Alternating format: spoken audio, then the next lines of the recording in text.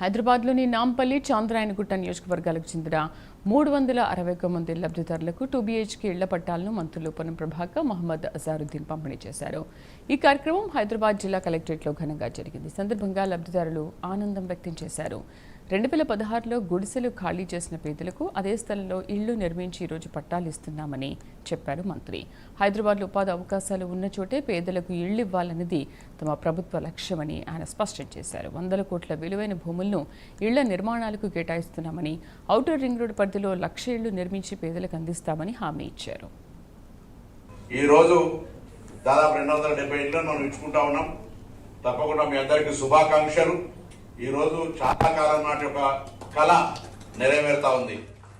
ఇటీవలనే మరి గృహ నిర్మాణ శాఖ మంత్రి పొంగులేటి శ్రీనివాసరెడ్డి గారు, ముఖ్యమంత్రి రేవంత్ రెడ్డి గారి ఆదేశాల మేరకు హైదరాబాద్ కు సంబంధించినటువంటి పేదలకు ఇళ్ల కళ నిజం చేయాలని, వాళ్ళందరూ కూడా ఉపాధి ఉన్న చోటనే ఇల్లు ఇవ్వాలి.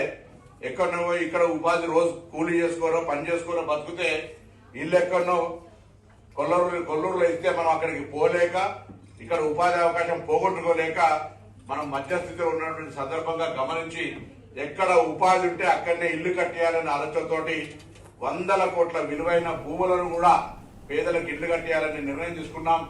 1,00,000 ఇళ్లు తొందరలో హైదరాబాద్ లో కట్టించే నిర్ణయం ప్రకారంగా ముందుకు పోతున్నాం అనే మాట మనం చెప్తా ఉన్నాం.